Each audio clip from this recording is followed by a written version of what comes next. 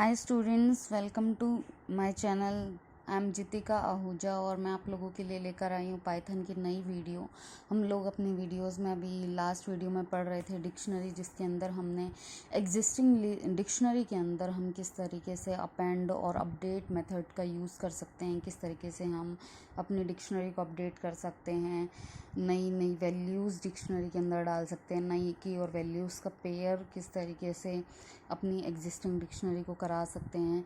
तो आज की वीडियो में हम पढ़ने वाले हैं कि हम दो डिक्शनरी को किस तरीके से मर्ज करेंगे, आइटम्स मेथड का यूज़ क्या है, पॉप मेथड से हम किस तरीके से अपनी डिक्शनरी से कोई डेटा डिलीट करा सकते हैं, क्लियर मेथड से कैसे हम अपनी पूरी डिक्शनरी के डेटा को डिलीट करा सकते हैं, और कॉपी मेथड जिससे कि हम लोग अपनी डिक्शनरी का जो डेटा है वो किसी दूसरी डिक्शनरी के अंदर किस तरीके से कॉपी करा सकते हैं। तो ये सब चीज़ें हम पढ़ने वाले हैं।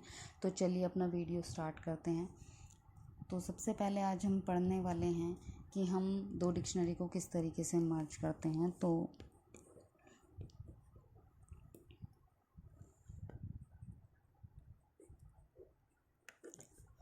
मर्जिंग टू डिक्शनरी, दो डिक्शनरी हैं, उनके डेटा को आपको मर्ज कराना है। तो सपोज़ आपके पास एक डिक्शनरी है जिसके अंदर नेम और उसकी वैल्यू है, और देन एक और की है और उसकी वैल्यू है। ओके, तो ये एक डिक्शनरी मैंने क्रिएट कर दी। उसके बाद मैंने एक और डिक्शनरी बनाई D1 नाम से, जिसके अंदर मैंने रखा डिपार्टमेंट।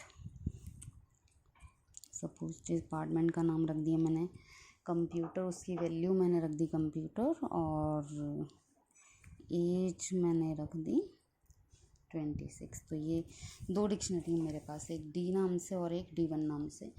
तो मुझे क्या करना है, इन दोनों डिक्शनरी के डेटा को मर्ज कराना है। तो इसके अंदर मैं ये डेटा मर्ज करा देती हूँ। D डिक्शनरी के अंदर मैं D1 नाम की डिक्शनरी का डेटा मर्ज करा रही हूँ। तो मुझे लिखना होगा डिक्शनरी का नाम। आप चाहे तो इसके अंदर ये वाला डेटा मर्ज करा सकते हैं। तो आपको लिखना होगा D अपडेट और फिर D1। ओके, और जब मैं प्रिंट करूँगी D को, तो इस D नाम की डिक्शनरी के अंदर चारों कीज़ और वैल्यूज़ आ जाएंगी, मतलब D1 की भी। और अगर यहाँ पर आप D1 डॉट अपडेट D कर देते तो इसके अंदर ये वाला डेटा मर्ज हो जाता। तो इस तरीके से आप अपनी डिक्शनरीज़ को मर्ज कर सकते हैं। नेक्स्ट हम देख लेते हैं आइटम्स मेथड। आइटम्स मेथड मतलब की और वैल्यू के पेयर को, दोनों वैल्यूज़ को, की और उसकी वैल्यूज़ को प्रिंट कराने के लिए यूज़ किया जाता है। तो सपोज़ मेरी डिक्शनरी का नाम है D, तो मैं D डॉट आइटम्स यूज़ कर रही हूँ, और जब मैं प्रिंट करूँगी तो इसके अंदर जितने भी की और वैल्यू का पेयर है वो आपको प्रिंट हो जाएगा। अभी हम आउटपुट स्क्रीन पर देखेंगे तो हमें पता लगेगा एग्जैक्टली किस तरीके का आउटपुट दे रहा है ये। नेक्स्ट हम बात कर लेते हैं पॉप मेथड की।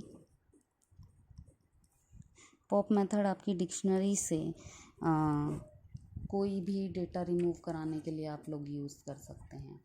ओके, मतलब आपकी डिक्शनरी यही वाली डिक्शनरी है D नाम की, तो आप इसमें से कुछ डेटा रिमूव कराना चाहते हैं, तो और आप ये भी चाहते हैं कि जो मेरा डेटा रिमूव हो वो मुझे दिखाई दे, तो मैं D रिमूव के नाम से इसके अंदर मेरा रिमूव्ड डेटा आ जाएगा। ये एक वेरिएबल बना लेती हूँ, और मेरी डिक्शनरी का नाम सपोज D है, D डॉट पॉप, और इसमें से मैं नेम नाम की और उसकी वैल्यू को डिलीट कराना चाहती हूँ।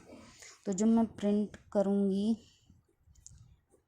D रिमूव नाम की वेरिएबल को, तो जो डेटा रिमूव होकर यहाँ पर असाइन हुआ होगा वो प्रिंट होगा। और अगर मैं प्रिंट करूँगी D को, तो ऑब्वियसली जो D के अंदर नेम के अलावा बचा हुआ डेटा है, मतलब सैलरी, डिपार्टमेंट और एज, ये वाला प्रिंट हो जाएगा।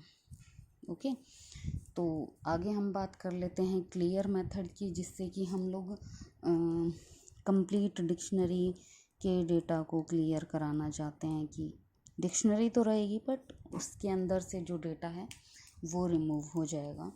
तो मैं डी नाम की डिक्शनरी को सपोज़ क्लियर करा लेती हूँ, और जब मैं प्रिंट करूँगी तो इसके अंदर मुझे कोई डेटा दिखाई नहीं देगा, क्योंकि मैंने इस पर क्लियर मेथड यूज़ कर लिया, तो ये डेटा रिमूव हो चुका है।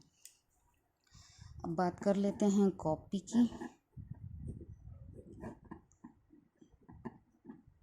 कॉपी मेथड की, तो D1 नाम की जो डिक्शनरी है उसके अंदर सपोज़ कोई डेटा है, तो इसके अंदर मैं कॉपी बनाना चाहती हूँ, तो D1 कॉपी नाम का एक वेरिएबल बना लेती हूँ, और किस डिक्शनरी का डेटा कॉपी कराना चाहती हूँ D1, जिसका भी कॉपी कराना है वो नाम डॉट उसके साथ आप कॉपी मेथड यूज़ कर लीजिए। और जब आप प्रिंट करेंगे D1 कॉपी को, तो ऑब्वियसली D1 नाम की डिक्शनरी के अंदर भी ये डेटा है, और आपने उसकी एक कॉपी D1 कॉपी नाम के वेरिएबल के अंदर रखी है, तो दोनों जगह पर आपको डिक्शनरी मिल जाएगी। जो डिक्शनरी D1 के अंदर है वही डिक्शनरी आपको D1 कॉपी के वेरिएबल के अंदर भी मिल जाएगी। तो इस तरीके से आप कॉपी मेथड का यूज़ करके अपनी डिक्शनरी के डेटा को कॉपी करा सकते हैं। इसको रन करके देख लेते हैं स्टूडेंट्स।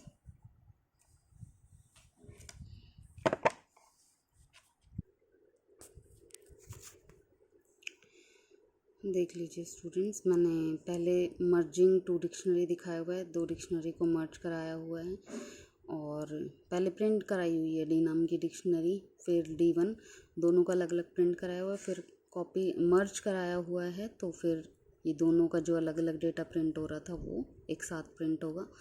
आइटम्स मेथड, जहाँ पर की और वैल्यू का पेयर जो है वो प्रिंट होगा। पॉप मेथड, इसके अंदर मैंने यूज़र नाम की डिक्शनरी से नेम नाम की की को डिलीट कराया है, वो प्रिंट होगा। तो ये भी दिखाएगा कि कौन सा डेटा डिलीट हुआ है यूज़र डी के अंदर, और यूज़र के अंदर दिखाएगा कौन सा डेटा आफ्टर डिलीशन बच गया है।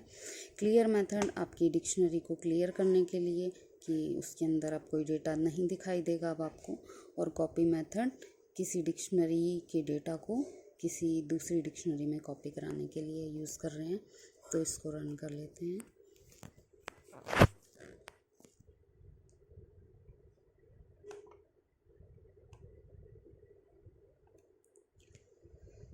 देख लीजिए स्टूडेंट्स आउटपुट।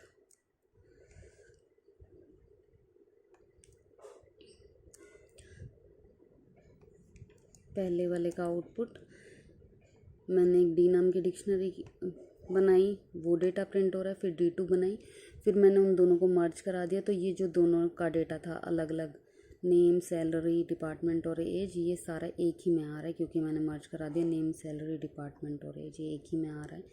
नेक्स्ट हमने यूज़ किया था आइटम्स मेथड, तो जिसकी मैं बात कर रही थी, तो वो इस तरीके से वैल्यू प्रिंट देगा, ये की और ये उसकी वैल्यू, की और उसकी वैल्यू इस तरीके से पेयर में देगा, की और उसकी वैल्यू इस तरीके से। 4 कीज़ हमने यूज़ करी थी और 4 वैल्यू वो दिखा रहा है। उसके बाद हमने यूज़ किया था पॉप मेथड, तो पॉप मेथड में हमने पहले प्रिंट कराया था कि डिलीशन के बाद मैंने नेम को डिलीट करा दिया था। पहले तो ये डिक्शनरी प्रिंट हो रही है जिसके अंदर नेम और एज थी, उसके बाद मैंने जो नेम को डिलीट करा दिया था तो बचा हुआ डेटा क्या बचा था, एज, वो प्रिंट हो रहा है। उसके बाद जो डेटा मैंने डिलीट किया था वो प्रिंट हो रहा है। तो जो मैंने डेटा डिलीट किया था नेम, तो उसकी जो वैल्यू है वो प्रिंट हो रही है कि ये आपने डिलीट कर दिया था। तो डिलीटेड आइटम प्रिंट कराया मैंने कि कौन सा आइटम डिलीट हुआ ये देखने के लिए। नेक्स्ट हमने यूज़ किया था क्लियर मेथड, तो मैंने आपको बोला था कि डिक्शनरी तो रहेगी, वो एम्प्टी रहेगी क्योंकि उसके अंदर का डेटा रिमूव हो चुका है। नेक्स्ट हमने यूज़ किया था कॉपी मेथड, तो आप देख सकते हैं कि मैंने प्रिंट यहाँ पर देख लेते हैं, ऊपर प्रिंट जो कराया था वो, सॉरी कॉपी मेथड नहीं, पॉप के बाद हमने क्लियर मेथड यूज़ किया था, तो वो प्रिंट हो रहा है, तो क्लियर। और फिर जब हम यूज़र को प्रिंट कर रहे हैं तो वो डिक्शनरी मेरी एम्प्टी है। उसके बाद हमने कॉपी मेथड यूज़ किया था, तो कॉपी मेथड के अंदर आप देख सकते हैं कि मैंने DI के अंदर कॉपी रखी थी उसकी और प्रिंट कराया DI कॉपी को। तो ये प्रिंट हो रहा है DI कॉपी नाम के वेरिएबल के अंदर मेरी ये वाली डिक्शनरी। ओके स्टूडेंट्स, आप लोगों को अगर वीडियो बेनिफिशियल लग रही है, पसंद आई है, तो प्लीज़ लाइक कीजिए। Okay students, goodbye all.